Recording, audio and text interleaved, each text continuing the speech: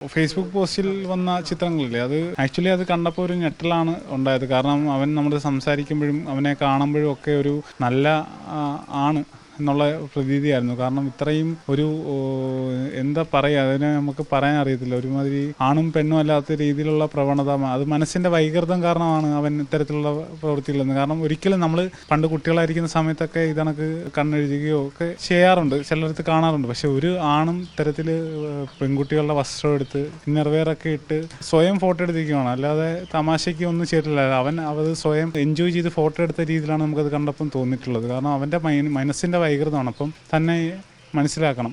മറ്റ് ലിപ്സ്റ്റിക്കും മറ്റു കാര്യങ്ങളൊക്കെ ഇട്ടേക്കുന്നുണ്ട്. കാരണം നമുക്ക് പറയാൻ തന്നെ പറ്റില്ല. നിങ്ങൾക്ക് മനസ്സിലാവില്ല എന്താണ്. അവന് മനസ്സിൻ്റെ വൈകൃതമാണ്. ഇവൻ അബ്നോർമലായിട്ടുള്ള രീതിയിലുള്ള പെരുമാറ്റം, അതൊക്കെ തന്നെ വൈകൃതമായിട്ടുള്ള സ്വഭാവത്തിന് അടിമയാണെന്ന് നമുക്കറിയില്ല. കാരണം ഇവന് പരസ്യ ബന്ധം കാര്യങ്ങളുണ്ട്, അതിനെല്ലാം തെളിവുകൾ നമ്മൾ കണ്ടതാണ്. നിങ്ങൾ കാണുമ്പോൾ, നിങ്ങൾ ഈ ഫേസ്ബുക്കിൽ പോസ്റ്റ് ചെയ്യുന്ന സമയത്ത് മാത്രമാണ് നമ്മൾ ഈ കാര്യങ്ങളെല്ലാം അറിയുന്നത്. അവന് ഒരാളിൽ മാത്രം ഒതുങ്ങി ഒരു കുടുംബം, കുഞ്ഞ് എന്നുള്ള രീതിയിൽ ജീവിക്കുന്ന ഒരുത്തനല്ല എന്ന് മനസ്സിലായത് ഈ ഫേസ്ബുക്ക് പോസ്റ്റിലാണ്. കാരണം അവളുടെ ജീവിതം കൊണ്ട് ആണ് നമ്മളെ കാണിച്ചു തന്നത്. അതിന് മുന്നേ ഒരിക്കലെങ്കിലും ഒരു സൂചന കിട്ടിയെങ്കിൽ ഒരിക്കലും അവക്കോ കുഞ്ഞിന് ഈ ഒരു അവസ്ഥ വരത്തില്ലായിരുന്നു. പിന്നെ ഇത്ര തരത്തിലുള്ള സ്വഭാവ വൈകൃതവും ലൈംഗികമായിട്ടുള്ള വൈകൃതമുള്ള ഒരു വ്യക്തിയായിരുന്നെങ്കിൽ ഇവ ഇതിനോടൊപ്പം തന്നെ അകത്ത് ആക്കുന്നതിനെ നമ്മൾ നിയമ നടപടികളും മറ്റും സ്വീകരിച്ചേനെ.